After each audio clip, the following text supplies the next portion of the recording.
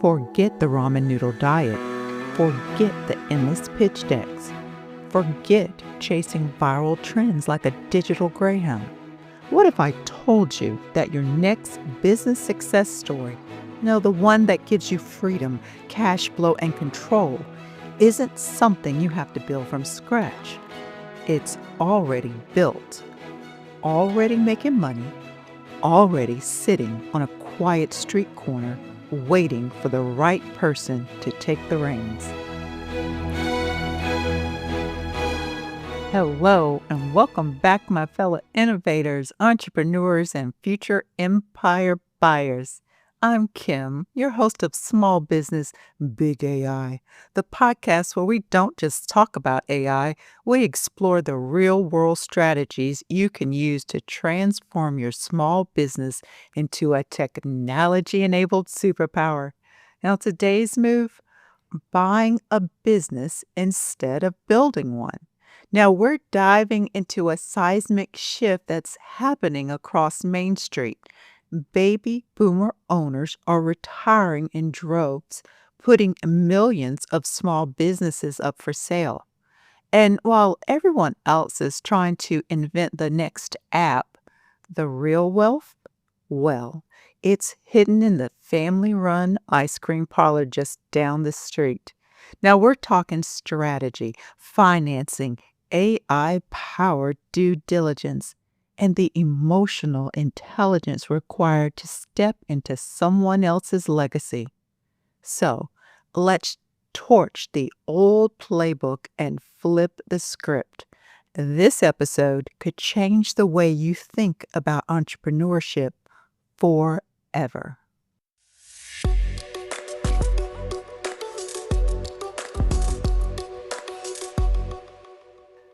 Now let's start with a bold truth. The fastest path to entrepreneurial freedom in 2025 is not launching a startup.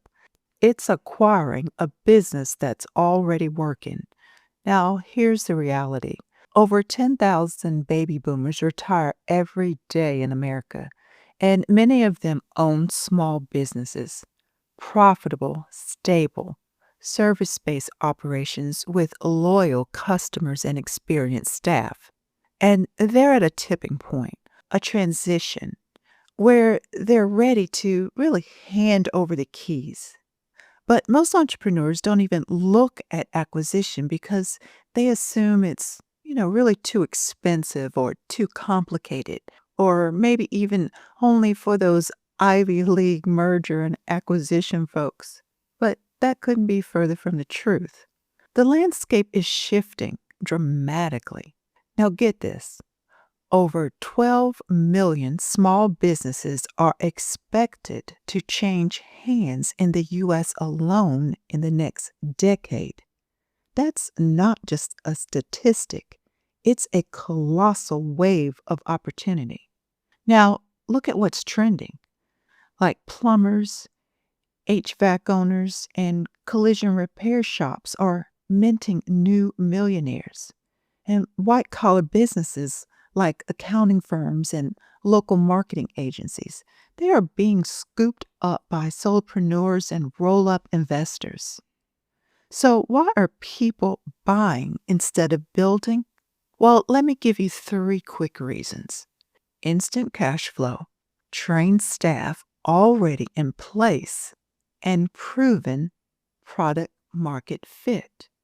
Meanwhile, thousands of would-be entrepreneurs are burning their savings building something from scratch, while a 6-figure business sits on Craigslist with 0 views.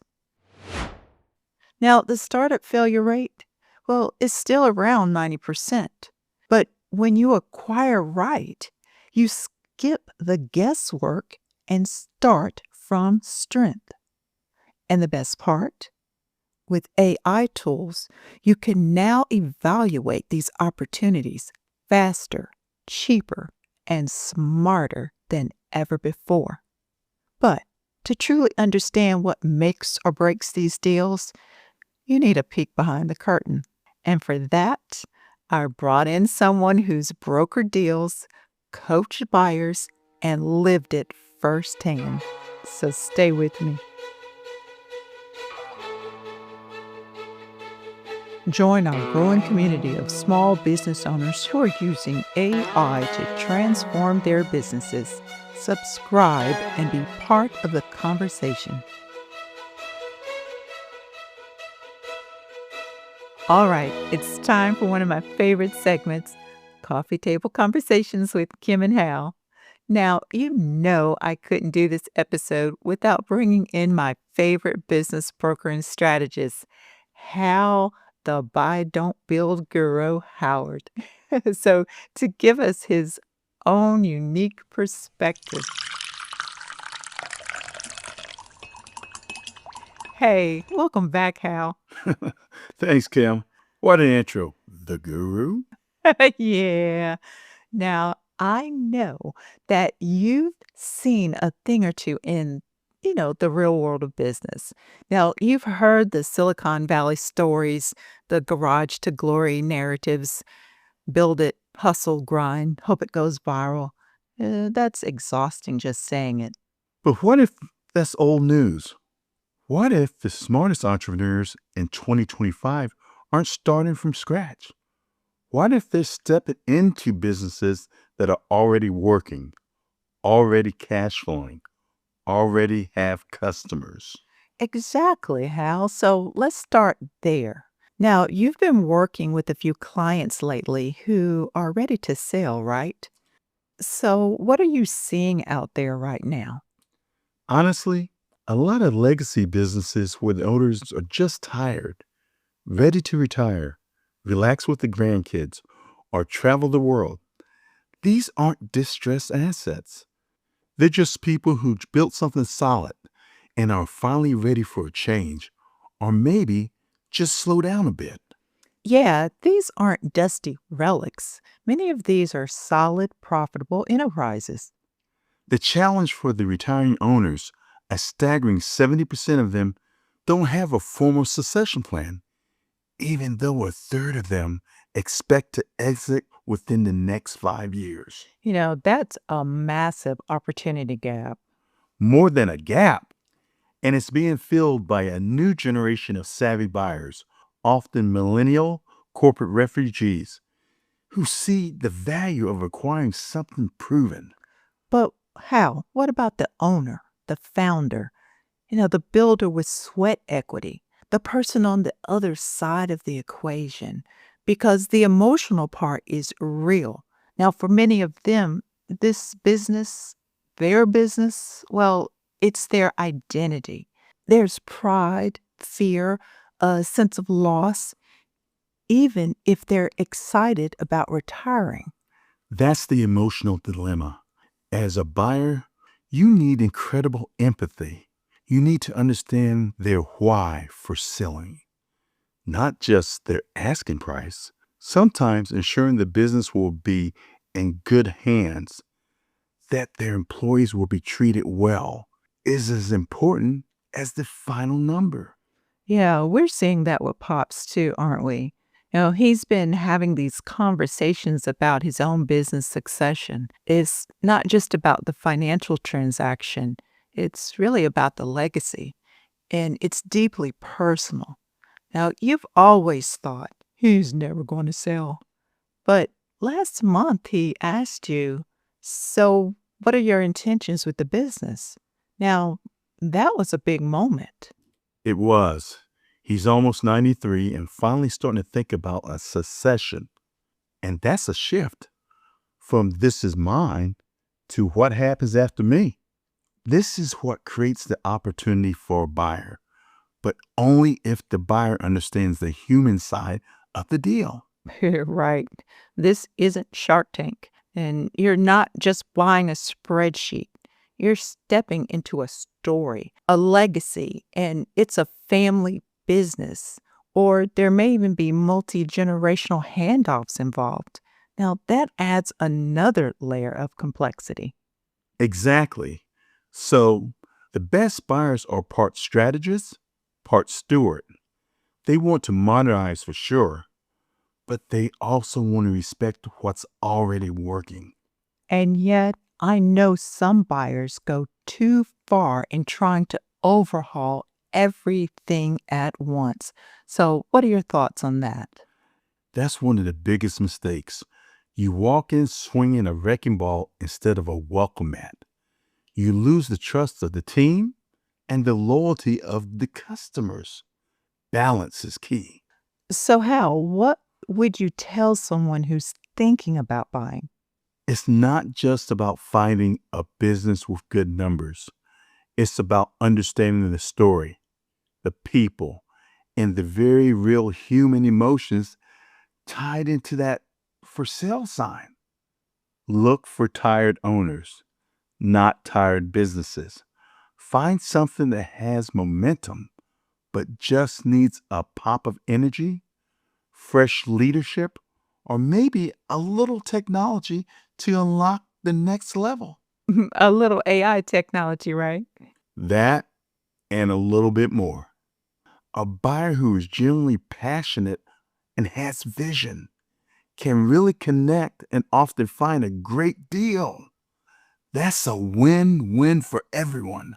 So, it's about seeing the potential they built and having a clear plan for how you'll carry it forward. You know, I love that. Thanks, Hal.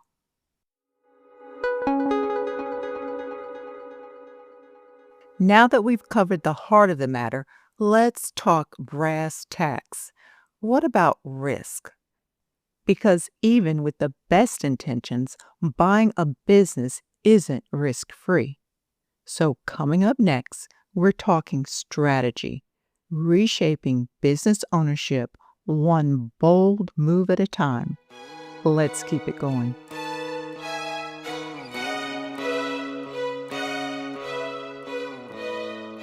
Change is hard. You built your business from the ground up.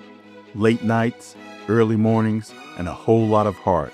But now, things are shifting. Customers' expectations, technology, competition. It's a whole lot to keep up with. At Howard and Howard Holdings, we get it.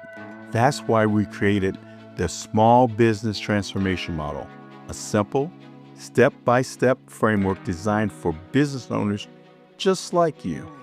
No complex jargon, no overwhelming strategies, just practical changes that help you adapt, grow, and thrive. Because change shouldn't be a burden, it should be your biggest opportunity. So all my strong business entrepreneurs out there, take that first step. Our contact information is in the show notes. Let's make change work for you. Now, right now, there are around 3.2 million U.S. businesses officially listed for sale, with a mind-boggling 6.5 million in transaction volume happening every single month. So, let's talk risk, because every entrepreneur knows that word intimately.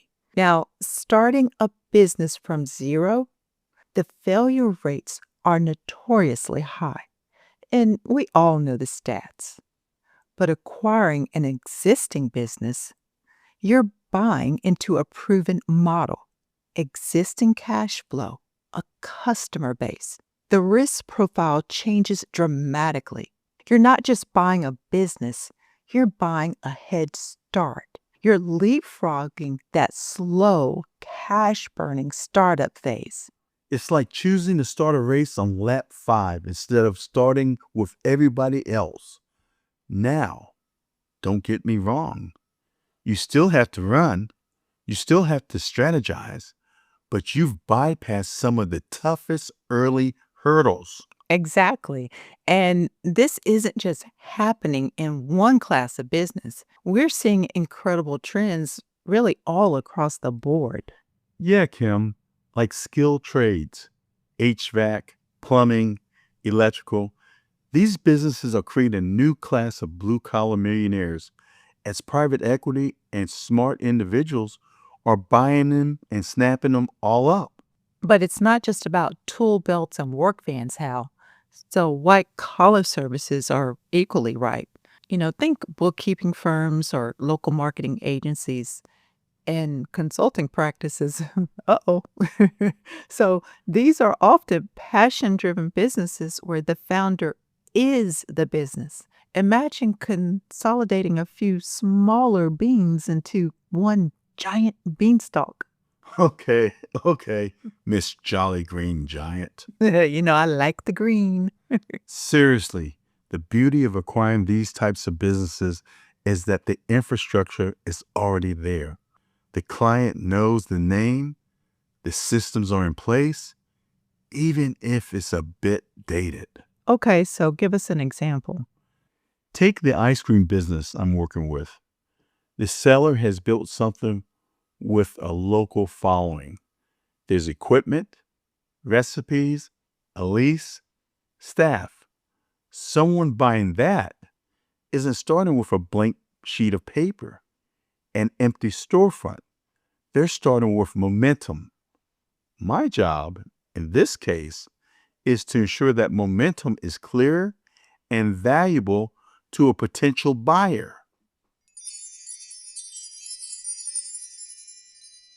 So it doesn't have to be ice cream. Maybe you're thinking, okay, I get the who and the why, but how do I actually do this? Well, this part is for you. Step one, get clear on what you want. Do you want a business you run day to day to day, or something semi passive with a manager in place? Are you buying yourself a job or building a cash flowing asset? Your clarity here determines everything that follows. And once your thesis is clear, it's time to go hunting. So, step two is find the right opportunity. Check platforms like Biz Buy Sell or Micro Acquire and connect with a business broker like Hal. And then look for the magic combo profitable but under optimized. Now, bonus points if the current owner isn't marketing online or using modern tools, that's where you can add value fast. But in 2025, we go deeper. That brings us to step three. Ask the right questions. This is your due diligence phase. The key here is to filter aggressively based on your thesis from step one. Get 3 years of tax returns, profit and loss statements, customer contracts, employee lists, lease agreements. But don't just look at the numbers, understand the story behind them. That's important. That's where the opportunity for uplift truly lies. And then step four is structure the deal. So you don't need to pay full price up front. Check out maybe SBA loans, specifically the 7A program, which is designed for business acquisitions and often comes with favorable terms and lower down payments. There are many creative ways to make the numbers work. Think earnouts. You can tie a portion of the purchase price to future performance metrics. Or maybe it's a phased buyout, a partnership model. Initially, think outside of the traditional loan box. Also, if the seller is emotionally invested in finding the right buyer, not just the highest offer, they may consider seller financing, essentially act as the bank for a portion of the purchase price. Now, it's a fantastic way to keep the seller invested in your success if they believe in the business's future.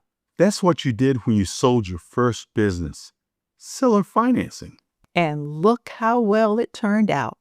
I made money on my money, and the new business owner grew to where she was able to open multiple locations. A win-win. That's right. All right. So, Hal, what's that final step? Let our listeners know. Step 5. Plan for day 1 and beyond. Don't wait until the deal closes. Plan for integration and growth. Day 1, week 1, month 1, and the first 100 days. Start thinking, how will you introduce yourself to the team? What systems will you improve? And most importantly, this is where you inject your technology enabled superpower. Drive efficiency from day one by looking where you can inject AI to streamline operations and boost profitability. Here's the truth. Buying a business is part detective work, part diplomacy, and part leadership. And if you follow the right steps, you don't just inherit a business, you unlock a growth machine.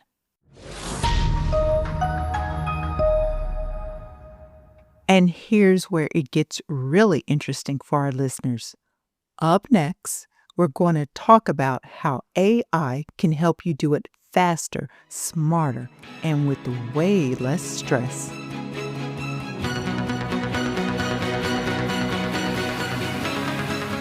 Are you chasing freedom or building another job you can't step away from? Would you rather build slowly or scale someone else's momentum? Check out the show notes, because buying a business is how you start ahead, not over. So we've talked about who and why, and we've talked about the 5 critical steps to your first acquisition, the how. But what if I told you there's a way to supercharge every single one of those steps to gain insights faster, make smarter decisions, and negotiate with more confidence than you ever thought possible? Welcome to the world of AI-powered acquisitions. This, my friends, is how you, the driven small business owner, can play in the same league as seasoned M&A pros without needing a Wharton MBA or a team of analysts. This is where the big AI in small business, big AI, really comes to life, isn't it? Taking complex processes and making them accessible. Precisely how. So let's break down how AI tools can be your MVP in this journey. Think about sifting through years of financial statements. Overwhelming, right? So first, let AI help you go beyond the spreadsheet. It's great at financial modeling and analysis. Tools like QuickBook are now integrating AI that can generate instant summaries and insights from those dense P&Ls and balance sheets. Imagine feeding 3 years of P&L statements into an AI tool and prompting something like, summarize the key revenue trends, expense anomalies, and profitability drivers from these financial statements. Identify any red flags for potential acquirer. That's the prompt. What used to take days of manual crunching, AI can analyze and outline in just minutes. So true, Hal. Now, second, let's talk about that due diligence again. Now, this is where most people freeze, but here's where AI becomes your undercover detective. Say you've got access to the customer data. AI can analyze that and flag patterns, maybe even predict who might churn post acquisition. Now, that gives you a real time pulse on revenue stability, not just a static number on a spreadsheet. And once the deal is done, well, you've got a team to onboard and operations to tighten up. AI can step in again, helping you draft standard operating procedures for things like onboarding or customer service or even inventory flow. Now, you're not starting with a blank page. You're pulling from best practices and letting tools like ChatGPT, Gemini, or Claude create a foundation that you can build on. That's not just smart, it's scalable. Third, use AI as your co-negotiator for deal structure and negotiation prep. Here's an example. While you always need legal counsel, AI tools can help you draft an initial LOI, letter of intent, based on the terms you're considering. Give ChatGPT, Gemini, or Claude a prompt something like this. Draft a non-binding letter of intent to acquire a small marketing agency with a purchase price of X, subject to the due diligence with Y% seller financing over a certain term of years. Then AI can help you wargame negotiating points, anticipate counteroffers, and prepare your responses. And here's a pro tip for everyone listening, and this is a big one. AI gives you leverage in due diligence that really used to take consultants weeks and cost thousands of dollars. Now you can analyze market sentiment around a business. You can sift through online reviews for recurring themes and even get a preliminary read on competitive landscapes with a speed and scale previously unimaginable for a solo buyer. That's a game changer. It democratizes access to sophisticated analysis. You're not just relying on sellers' narrative. You're empowered to build your own data-backed perspective. Yes, your own data-backed perspective. Now, this isn't about replacing human judgment or your gut instinct for that matter. It's about augmenting it, giving you that technology-enabled superpower to see clearer, move faster, and negotiate smarter. Now, AI is the great equalizer in the acquisition game, ensuring that the best ideas and the most prepared buyers win, not just the ones with the deepest pockets. So the tools are in place, the timing is right, and the narrative is fundamentally changing. Now, this is no longer just an option for the private equity giants. This is Main Street's M&A moment, and the entrepreneurs who understand this, who are willing to look beyond the build it from scratch mantra, they're the ones who are going to unlock serious wealth and freedom. Now, if there's one thing I really want you to take away from our conversation today, it's this. You don't have to be the next Steve Jobs inventing something from thin air to build incredible wealth and impact. Now, sometimes the smartest move is recognizing the value someone else has already created and then having the vision to take it to that next level. You just have to be smart enough to buy someone else's success and scale it. Someone's legacy is waiting for a leader to take it forward, and that leader might just be you. So true. It's about strategic leverage, not just relentless invention. It's seeing the existing foundation and envisioning the skyscraper you can build on top of it. Now that's it for today's episode of Small Business Big AI. Thanks so much for tuning in. We've explored a path to entrepreneurship that's often overshadowed by startup hustle narrative. But as we've seen today, today's biggest opportunity isn't just about starting something new. It's about stepping into something ready for reinvention. It's about building on an existing success and making it your own. Now, if you're seriously thinking about acquiring a business or even just curious to explore how AI can give you that critical edge in due diligence and deal making and post-acquisition growth, I want to invite you to connect. You can DM me, Kim Lewis Howard on LinkedIn or Facebook. Now, let's talk about how our impact framework and other strategies can help you take that bold leap. It's a journey for sure, but one with incredible potential. So until next time, keep embracing change, keep innovating, and remember, the future of your business is bigger than you think, and the steps you take today will shape the legacy you build tomorrow. Now, I'm Kim. And I'm Hal. And this has been Small Business, Big AI. Thanks for listening. I'll catch you in the next episode.